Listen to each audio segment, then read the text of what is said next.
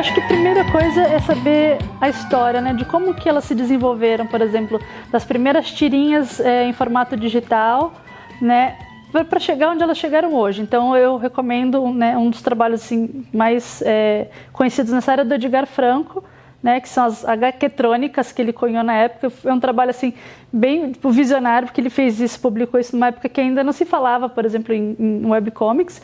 Então é interessante você conhecer essa trajetória e principalmente assim, é interessante você conseguir saber como isso funcionou nos Estados Unidos, que deu muito certo, e como isso está funcionando no Brasil, né? Você entender o que o público busca, quem é o público que está comprando. Então, assim, como eu havia mencionado, nos Estados Unidos, a partir do momento que a DC e a Marvel começaram a publicar histórias dentro, assim, por via streaming, né, elas têm as suas próprias plataformas de streaming, elas aumentaram o lucro delas assim, significativamente, né? Porque elas lançam histórias inéditas, elas têm recursos, você tem recursos na internet, no meio digital, assim, que você não tem nas histórias impressas, que é a tela infinita, né, o quadrinho que é muito maior, que se estende por um tamanho assim, que você não consegue ter no papel. Então você tem recursos, né, como animação, você colocar uma chuva numa cena que está chovendo, que você não vai ter. Então a experiência ela é diferente, e nos Estados Unidos está dando muito certo. No Brasil, eu não tenho esses números, né, porque esses números nos Estados Unidos, existem alguns estudos que também vão estar disponíveis dentro do nosso material, no link de um artigo que eu escrevi sobre isso.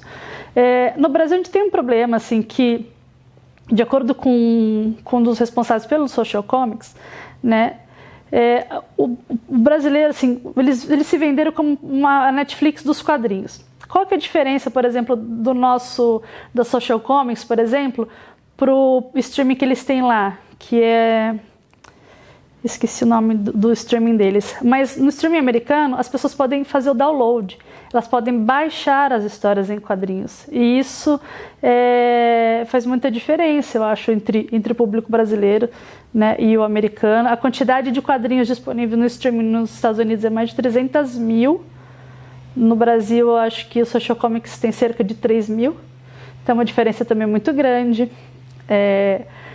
A competição com o scan também é maior, porque o valor que as histórias em quadrinhos chegam para o brasileiro, o valor impresso, né, em termos de, se comparar com o salário mínimo, por exemplo, ela é muito mais alta do que ela é vendida, né, nos Estados Unidos, que é uma coisa muito mais acessível.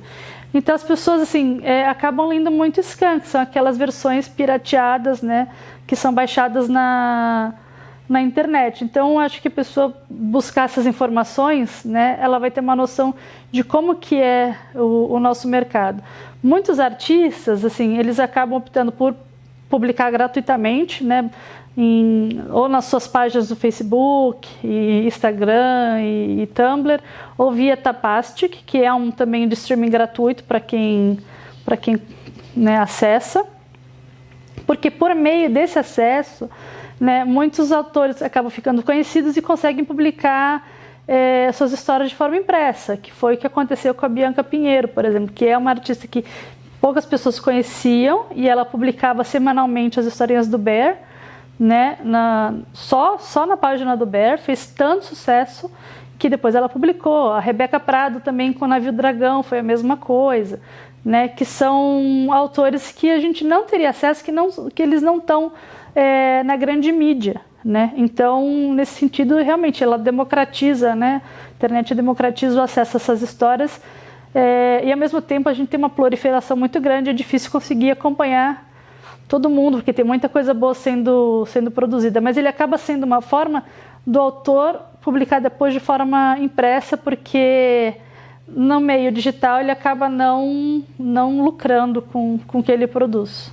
E posteriormente eles aproveitam, por exemplo, a CCXP, os eventos de quadrinhos, para lançar em forma impressa. Daí que eles fazem? Eles lançam as tiras que eles já publicaram gratuitamente e colocam alguns materiais adicionais. Então eles colocam o que eles chamam de pin-ups, que são contribuições de artistas diferentes desenhando os personagens deles, sabe? Então a Germana Viana fez isso com a Lizzie Bordello, E assim, os que são publicados no Social Comics, os Social Comics eles têm um selo, né? Tem o selo Social Comics, então tem histórias que são produzidas exclusivamente para o Social Comics.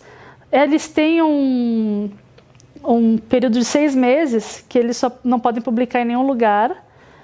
Depois de 6 meses pode publicar digitalmente, acho que em outro meio, ou não, acho que 6 meses depois ela pode publicar, né? E depois de um outro tempo eles podem publicar em outro meio digital, alguma coisa assim.